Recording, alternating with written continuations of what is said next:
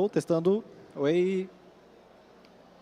Se alguém em volta tem interesse em dados, engenharia de dados, sei lá, vou começar agorinha aqui uma palestra sobre arquitetura de dados, tá? Para quem não manja nada, provavelmente. Bom, título aqui, Descomplicando a Arquitetura de Dados. Se você leu a introdução lá dentro do Campuseiros, eu falei que engenharia de dados está muito mais próximo de uma arte do que de uma ciência exata, então esse é o meu subtítulo aqui. Vamos lá, né? Eu sou o Cadu Magalhães, sou de São Paulo, tenho 27 anos, estou trabalhando como engenheiro de dados já faz 5 anos, quase 10 anos aí mexendo com programação, indo em eventos, sou certificado em Google Cloud, tenho meus gatos, sou um grande nerdola, por isso que eu estou na Campus Party faz mais de 10 anos, e eu me considero um grande especialista em gambiarras, tá? Aqui tem alguns dos meus links, mas no final eles vão estar aí de novo. Tá? E antes de falar sobre a arquitetura de dados em si, eu acho legal a gente falar do porquê que eu quis falar sobre esse assunto. Né? E aí eu trouxe duas respostas. Essa aqui é a primeira resposta corporativa, né? Que é, toda empresa fala que ela usa dados ou que ela usa IA. E toda empresa quer falar isso.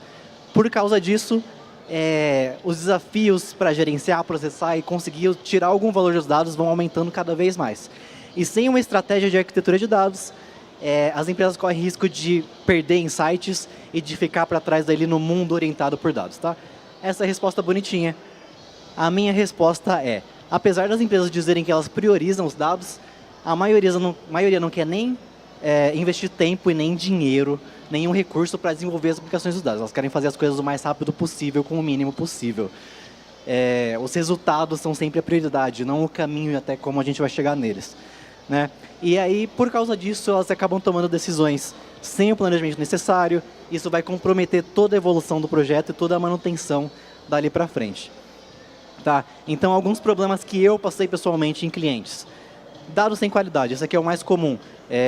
Pipelines que foram escritas de qualquer jeito, que não tiveram tempo para ser testadas ou validadas. E no final, depois de 2 anos, a gente descobriu que os dados estavam errados. E eles já estavam usando há muito tempo.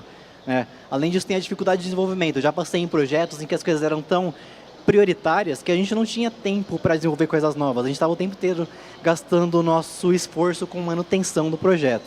Né? E por último, os custos altos. Já passei por projetos também em que, às vezes, por causa de algum problema, a gente precisava reprocessar os dados por 1 ano, 2 anos, e por causa de uma arquitetura mal escolhida, a gente gastava milhares de reais só para reprocessar por causa de uma decisão que alguém fez sem pensar muito bem. Tá? Então, antes de falar aqui sobre as estratégias, né, eu acho legal a gente trazer algumas introduções. Então, primeiro, o que é engenharia de dados? A pessoa em engenharia de dados ela é responsável por fazer ali a concepção, a construção, a manutenção dos sistemas e de infraestrutura de tudo que envolve o dados. Então, desde a coleta, armazenamento, processamento e análise. A pessoa em engenharia de dados é quem vai permitir que as análises aconteçam. Tá? Aí, depois da engenharia de dados, a gente fala da arquitetura. E a arquitetura é basicamente um conjunto de regras, políticas, padrões, tecnologias, que vão definir como os nossos dados vão ser, então, organizados, armazenados, processados e acessados. Então, o nosso objetivo com a arquitetura é, de alguma forma, ter um padrão, um documento, um modelo que nos diga exatamente onde estão nossos dados, como eles são usados, quem pode usar, e exatamente todos os tratamentos que acontecem em cima deles. Tá? E aí, a última definiçãozinha aqui, como aqui a gente tem pouco tempo, eu não vou ter espaço para falar sobre modelagem de dados, mas modelagem é uma parte da arquitetura muito importante também, e é a parte mais específica em que a gente define ali a representação completa de como os nossos dados vão ser. Então, literalmente, quais são as nossas colunas, quais são nossas tabelas, quais são as relações entre as nossas tabelas. Então, a modelagem ela define exatamente como a gente vai usar, é um pedaço da arquitetura. Tá? Então, resumindo bastante, a arquitetura é uma parte da engenharia de dados, existem outras etapas também, e a modelagem é uma parte da arquitetura. Hoje a gente vai falar aqui uma introdução sobre como que a gente faz arquiteturas de dados. Tá? E aí, para começar, a gente fala os principais componentes de uma arquitetura de dados. Tá? E eu resumi bastante aqui um passo a passo de como você inicia a arquitetura de dados no seu projeto, na sua empresa. Tá? Então, o nosso primeiro passo é mapear nossas fontes de dados. E aí aqui existem várias fontes disponíveis, né? Então, tipicamente, a gente pode estar falando de sistemas transacionais, pegar, sei lá, resultado de venda do meu e-commerce e jogar para dentro de alguma outra plataforma. Tem dispositivos IoT, por exemplo, que tem sensores que estão o tempo todo criando e emitindo dados. A gente também costuma extrair dados de APIs externas. Então, eu, por exemplo, que trabalho com marketing, estou sempre baixando dados do Facebook Ads, do Google Ads, do TikTok, de várias fontes diferentes. E, às vezes, a gente também baixa dados diretamente de sistemas terceiros. Então, pode ser um sistema de um parceiro que tem alguma integração específica, que tem uma parte do nosso sistema que não faz parte da nossa empresa, mas que a gente precisa consumir de alguma forma. Tá? Um ponto muito importante é que, apesar da gente começar o projeto mapeando as fontes de dados, essas fontes provavelmente vão aumentar e vão evoluir junto com o passar do tempo e a evolução do projeto. Isso não pode ser estático, porque conforme o projeto evolui, a gente tem novas necessidades e com novas necessidades vem novas fontes de dados.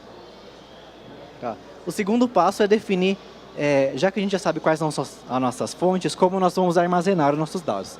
Tá? Então, a forma de armazenamento aqui vai depender de várias coisas. Empresas podem ter limitações de ferramentas ou de sistemas que eles podem usar, mas basicamente tem essas 3 perguntinhas aqui. Então, qual tecnologia a gente vai usar? Então, exatamente em que tipo de ferramenta, que tipo de banco de dados a gente vai guardar. Coloquei alguns exemplos aqui, né? A gente tem bancos relacionais, que são muito comuns, tem bancos baseados em coluna, que são mais comuns para aplicações de dados, tem bancos baseados em objetos, né? Os bancos NoSQL, tem sistemas de armazenamento de objeto, como o Amazon S3, como o Google Cloud Storage. Isso tudo aqui é o começo de como a gente vai usar os dados depois. Depois de definir a tecnologia, a gente vai escolher qual ferramenta. Então, para cada um desses tipos de tecnologia, tem 1 milhão de ferramentas que vai depender de que plataforma a sua empresa está contratando, ou de quais são os recursos disponíveis, do custo, e exatamente como a gente vai rodar. E aí já vem a terceira pergunta, né? Então, exatamente que plataforma a gente vai usar? A gente vai ter um sistema on-premise, a gente vai deixar na AWS, no Google Cloud. E um outro ponto muito importante também é a região física, caso a gente esteja falando de cloud, né? Então, se a gente for usar algum banco de dados em nuvem, um BigQuery do Google, um Redshift da AWS, a gente precisa definir a região dos nossos dados. Se você deixar dados em regiões diferentes, às vezes você não vai conseguir usar eles separados, tá? Junto com a forma de armazenamento, a gente também começa a decidir qual é o tipo de arquitetura. Né, eu já cito aqui um pouquinho do que a gente vai falar. Então, tem Data Warehouse, tem Data Lake, tem outras estratégias de arquitetura com nomes muito bem definidos de como a gente pode lidar com essas coisas. Tá? Depois que a gente tem as fontes e o armazenamento, a gente precisa definir como que a gente vai processar os nossos dados. E o processamento vai depender de muitas coisas, vai depender das suas decisões tomadas nos outros 2 passos. Então, essa etapa aqui é provavelmente a que vai levar mais tempo e mais esforço. Por quê? Vai depender das necessidades da sua empresa, né? A gente vai usar dados, processar os nossos dados em batch, em lotes, em cargas que rodam de tempo em tempo, ou a gente vai processar eles em streaming, em tempo real, o tempo inteiro processando, conforme eles chegam. Onde a gente vai processar, em qual ferramenta? Porque algumas ferramentas de armazenamento já têm processamento. Então, se você tem um banco de dados em Postgres, em MySQL, em qualquer coisa, ele também tem uma engine que serve para você rodar consultas. Mas você também pode usar uma ferramenta externa, um Apache Spark, um Apache Flink, e tem várias formas diferentes de fazer isso. E aí, no caso dos dados em batch, a gente também precisa definir com que frequência eles vão ser processados. Então, também depende da necessidade de negócio, né? Então, tem dados que são processados diariamente, tem dados que são processados de hora em hora, e vai depender muito da sua necessidade e do tipo de pergunta que você está tentando responder. Tá. E por último, uma etapa que vai depender muito da maturidade do projeto, da empresa, das pessoas envolvidas. As arquiteturas mais maduras usam metadados também, né? Metadados são informações sobre os dados e não os dados em si. E aqui dentro dos metadados, a gente tem ferramentas que nos ajudam a criar um catálogo de dados, ou seja, aquela parte de definir nossas fontes, definir nossas tabelas, os nossos modelos. A gente tem ferramentas que automatizam isso, criando um catálogo pronto e lindo e acessível que a gente pode usar depois. Tem aplicações que servem para analisar os dados sobre a execução da sua arquitetura. Então, quanto tempo eu levo para processar uma determinada tabela, quantos gigas ou terabytes a gente está processando por dia, quais são os gargalos da nossa pipeline, e várias informações sobre como as coisas estão rodando, né, uso de recurso, memória, CPU, esse tipo de coisa. E por último, isso aqui é um pouco mais recente, tem aplicações que já também estão te oferecendo linhagem de dados.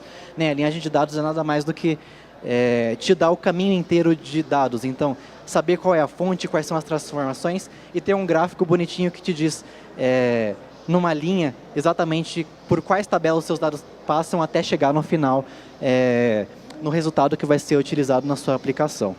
Tá? Definidas essas 4 etapas, a gente pode começar a fazer o design da nossa arquitetura de dados. Né? Então, tem várias coisas para considerar além dessas perguntas. Então, tem que entender qual a nossa necessidade de escalabilidade, de flexibilidade de execução, de desempenho, de manutenção, de segurança de custo. Isso aqui tudo vai abrir e fechar opções que você pode escolher depois de ferramenta. Né? Então, por exemplo, se você não quer ter trabalho com manutenção, você provavelmente não vai gastar muito tempo. Você não vai ter uma ferramenta muito barata. Você vai contratar um serviço completamente gerenciado, onde você não tem que fazer manutenção. Segurança é um problema muito grande se você está tentando desenvolver a sua própria pipeline. Ferramentas prontas geralmente já têm considerações de segurança para que você não tenha que se preocupar com isso. E aí, tudo isso precisa ser balanceado de acordo com a necessidade, com o orçamento, com a vontade do cliente, com a equipe disponível. Né? E aí, dito isso tudo, eu trago aqui os principais exemplos de arquitetura de dados, com um resumo muito simples. E eu coloquei aqui também um resumo muito porco aqui, respondendo algumas das etapas. Então, a escalabilidade, flexibilidade, desempenho e complexidade. Vocês vão ver que no final, a maioria é muito parecido. E é por isso que eu digo que engenharia de dados é muito mais parecido com arte. Né? Não existe uma resposta certa, não existe uma melhor resposta. Vai depender muito do seu contexto. Não tem como usar um único tipo de arquitetura para todos os usos. Tá? Então, começando com Data Warehouse, esse é o mais comum, porque é o mais velho. A ideia de Data Warehouse surgiu lá nos anos 80. A gente tem muito material, muita literatura sobre o assunto, de como a gente pode escrever um Data Warehouse. E a ideia é ter um sistema de armazenamento completamente centralizado, onde a gente vai coletar e integrar os dados de todas as nossas fontes. Né? Então, basicamente, armazenar tudo num único banco de dados, por exemplo. Data Warehouses, eles são relativamente escaláveis, porque vai depender muito da ferramenta que você está usando. Eles não são muito flexíveis, porque a maioria das ferramentas pede que você aloque quais são os recursos que você vai usar, e às vezes é difícil aumentar isso. Mas o desempenho costuma ser ótimo, porque você tem uma única ferramenta para se preocupar, e a complexidade é relativamente baixa em comparação com as outras opções aqui. Tá? Então, Data Warehouse costuma ser o mais simples, é por isso que a maioria das pessoas usa ele. A gente também tem o Data Lake, que está cada vez mais comum, principalmente aqui no Brasil, que as empresas estão começando a fazer isso. E a ideia do Data Lake é você armazenar os seus dados brutos, sem nenhum processamento, da forma que eles estão. Né? Então, enquanto o Data Warehouse provavelmente vai ser um banco de dados que vai guardar as coisas em tabela, no Data Lake você pode guardar arquivos de vários formatos. Você pode guardar um CSV, um JSON, você pode guardar objetos não estruturados, tipo uma imagem, e tudo isso vai dentro do Data Lake. E aí, por causa dessa possibilidade, ele é extremamente escalável. Né? Geralmente isso aqui vai ser, por exemplo, um Amazon S3, onde você simplesmente joga os seus arquivos, documentados, claro, mas o limite é basicamente quanto você quer pagar.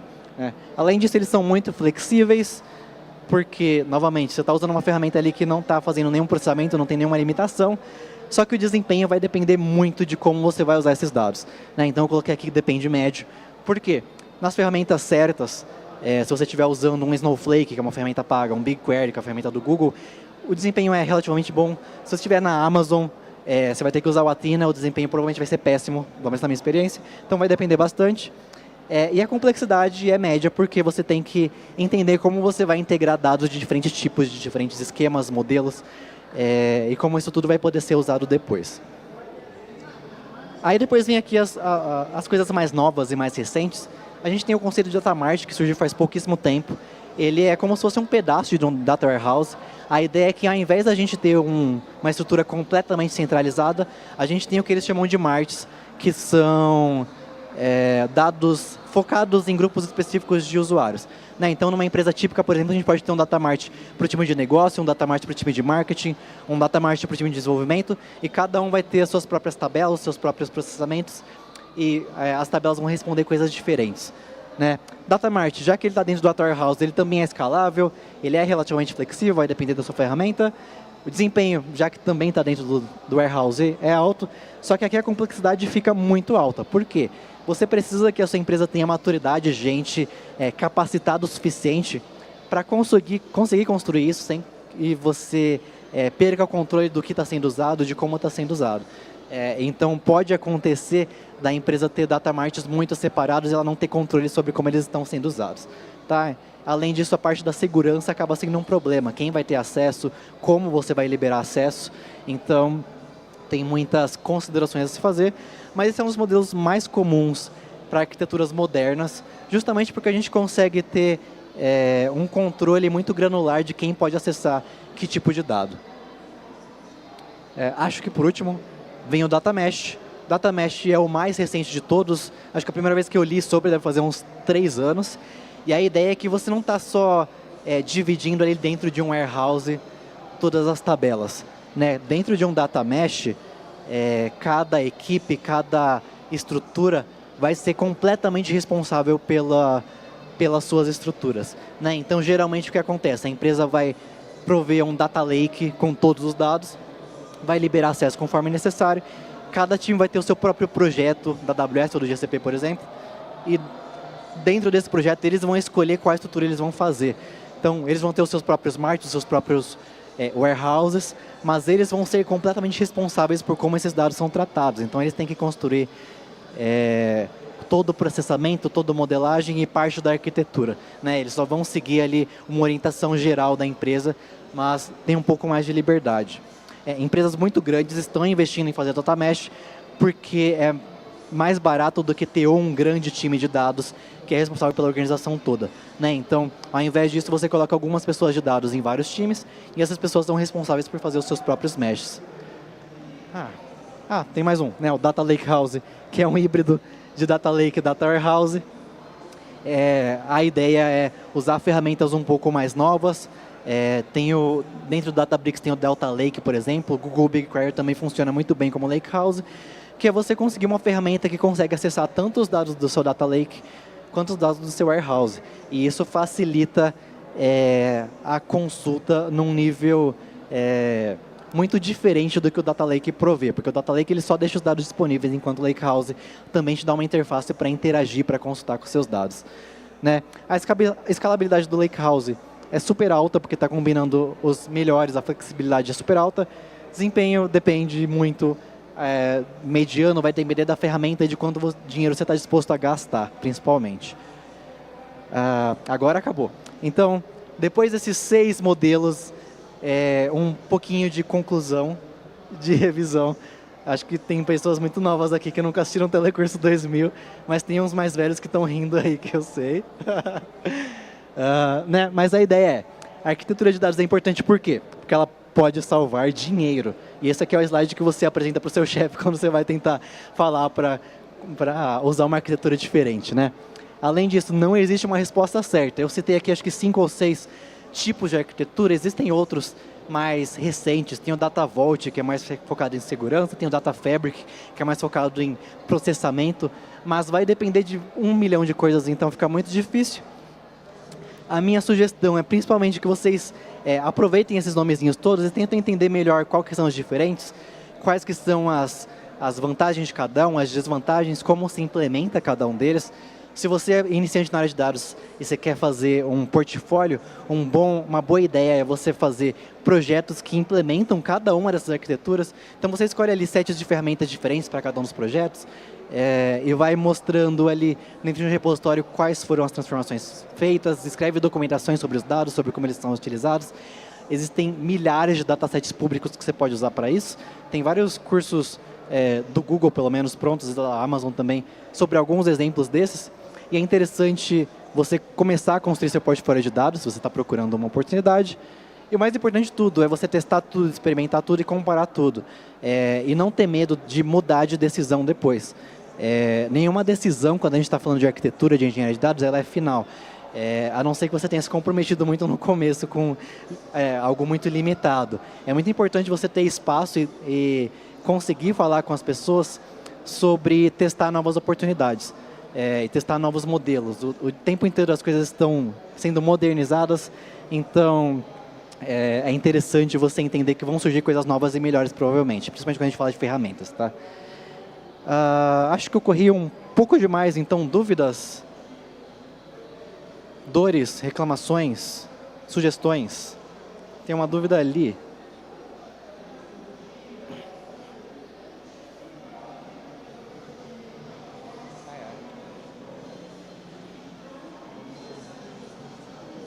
Olá, boa Oi. noite. Cara, eu sou Product Manager, certo?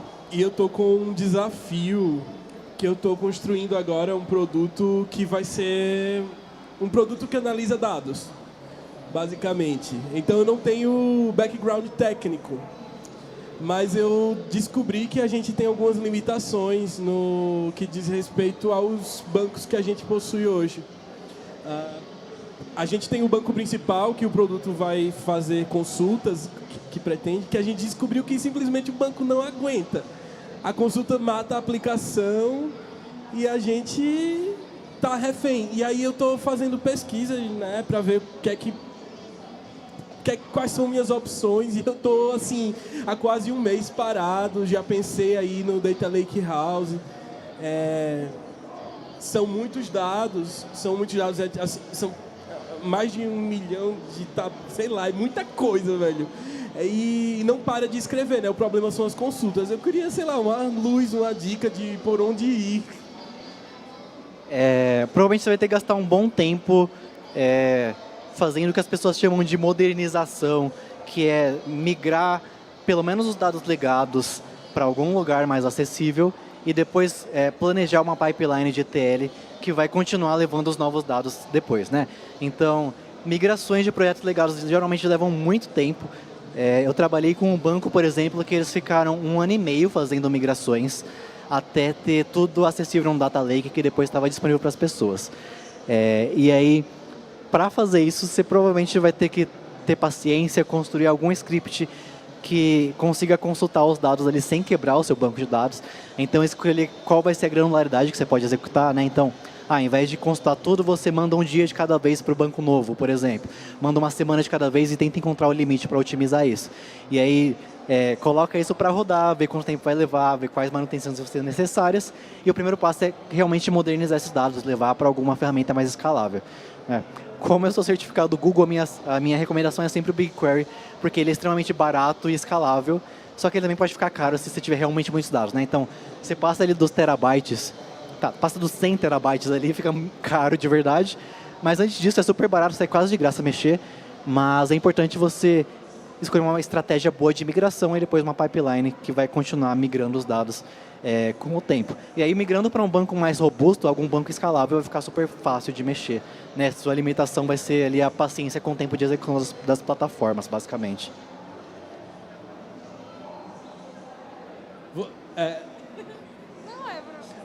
Não, aqui a dúvida que ficou é se você considera o Postgres escalável. O problema do Postgres é que você tem que alocar recursos, né? O Postgres, na verdade, bancos de dados em geral, não funcionam muito bem com estruturas completamente escaláveis, porque o sistema de armazenamento que eles usam são bem limitados, né? Geralmente eles usam um sistema de arquivos completamente normais. O Postgres, por padrão, você vai ter que escolher o tamanho da sua máquina, quanto de disco está disponível, e aí você vai ficar refém da memória CPU. Você até pode escalar isso pagando mais, você vai ter que desligar o banco, aumentar o recurso e ligar de novo, então é possível.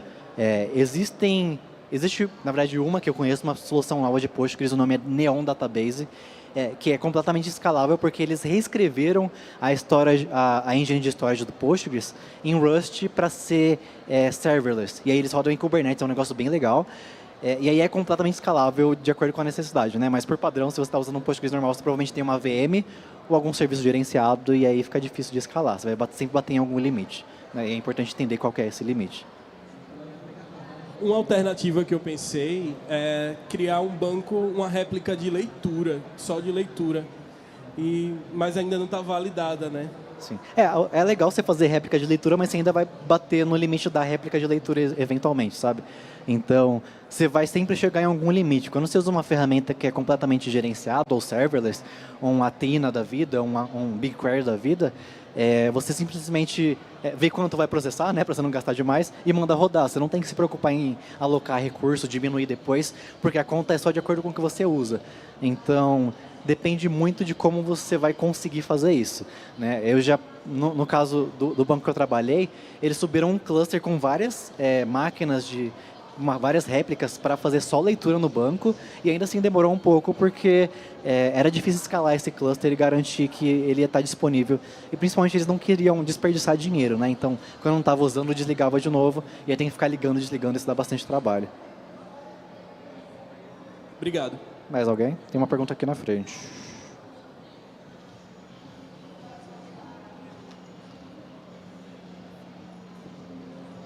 Fala, Cadu, beleza? Oi. Parabéns pela palestra, cara. Eu cheguei um pouquinho assim no final, mas eu queria saber, uma pessoa que está aprendendo sobre dados, todas essas arquiteturas diferentes e tudo mais, em uma hora tu vai ter que aprender mais sobre DevOps, Cloud, escalar as coisas. E até onde uma pessoa estudante consegue ir usando só coisa gerenciada, que a arquitetura é feita lá pela própria Cloud Provider, e quando que você começa a ter que se especializar? Tipo, putz, eu tenho que aprender o Kubernetes, eu tenho que saber provisionar o meu banco nas minhas máquinas, etc. Essa é uma ótima pergunta. Deixa eu passar o link aqui. No final tem um link do meu Speaker Deck. Eu fiz lá no Node Brasil uma apresentação sobre um roadmap de engenharia de dados, e eu falo justamente sobre isso, né?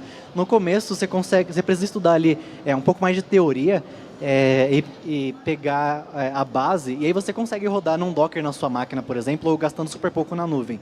E eu coloquei nesse roadmap nuvem como se fosse um segundo passo. Então, você começa rodando no básico ali para você aprender o que é SQL, aprender os tipos mais comuns e como você trabalha com os dados, e na sequência escolher um provedor de nuvem e começar a aprender sobre as aplicações disponíveis nesse provedor. Por quê?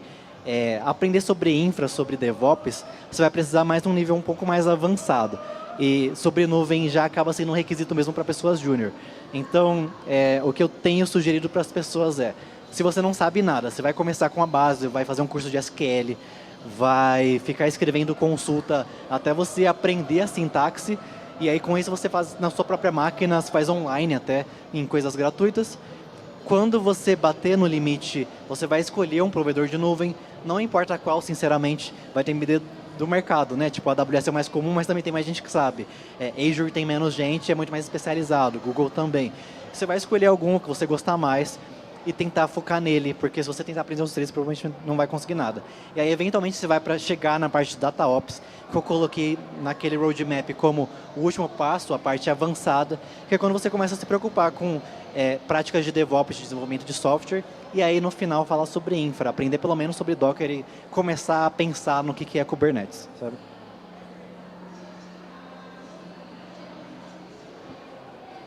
Mais alguém? Acho que não. Então tá bom. Valeu, gente. Aqui tem todos os... Não todos, mas alguns dos meus links. No Speaker Deck já tem o slide dessa apresentação e tem algumas outras apresentações. É só procurar Cadu Magalhães em todas as redes. Em breve eu vou começar a fazer posts sobre o roadmap que eu comecei. Já tenho o primeiro post agendado para terça-feira. Então toda semana vai ter um post de cada uma das etapas do roadmap. Então se você não sabe nada de dados, recomendo que você siga ali o meu blog, tá? Mas obrigado pela presença e até uma próxima Campus Party.